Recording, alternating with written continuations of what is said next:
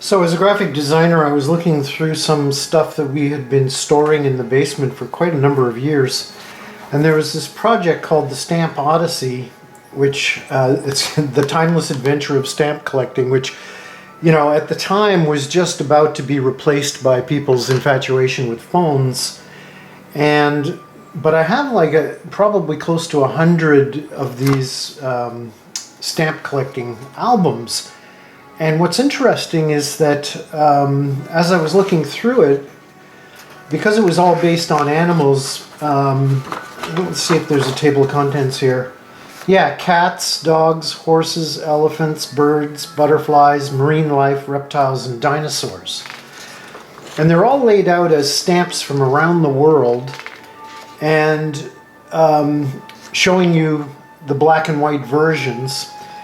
And I thought, even though stamp collecting is not in vogue anymore for most people, certainly not the young people who are primarily sourcing everything through their phones, I thought that this might be an interesting exercise for a coloring book project where you could color them in and there's even spots here where you could kind of make up your own stamp based on the ones you're looking at.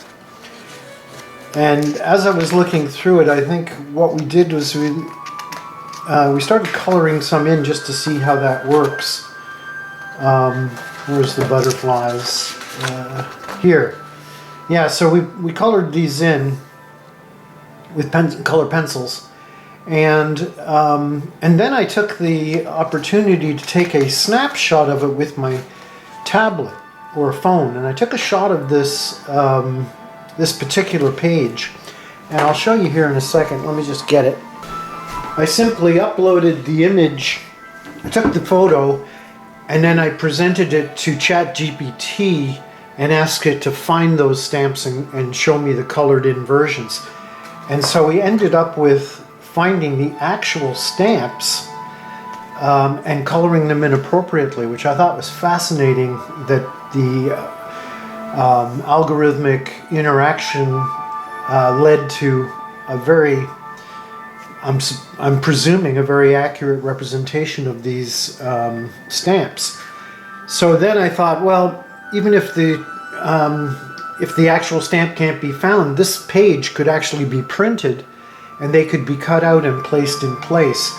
I think, you know, as an effort in learning about the world around you, because a lot of the countries here, Vietnam and Mongolia, they actually make a living distributing stamps on a yearly basis. And I think stamp collectors probably, who are still out there, pay for that. There's this wonderful poster in the middle of the catalog, which is fun. In fact, I've got a whole bunch of extra copies of this that could be, rather than having the kids tear them out of the book, you could present the pages, the poster, as a kind of a reward for filling in a page of stamps or something. But you can see it's really quite nicely laid out. Dan Pippin, who used to live on Salt Spring Island, actually is the person behind the construction and creation of this project.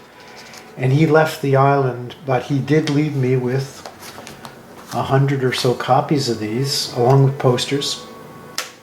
And you can see the whole thing like creates a nice poster, even just the cover itself spread out.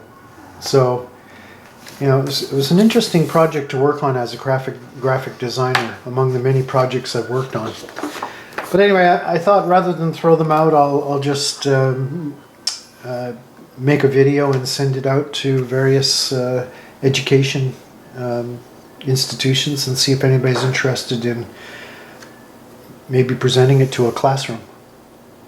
I don't know. I just think it'd be sad to throw it out. It's a nice project. It's got lots of things in the dinosaurs and lizards, and it was really quite a huddle of fish. Yeah, look at this.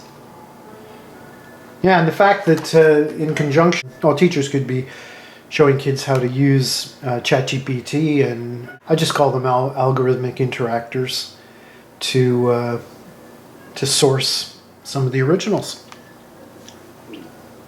I'll leave it to you. Got a whole bunch of them here. Got something like 100 of them, so everybody could have one. Okay, take care.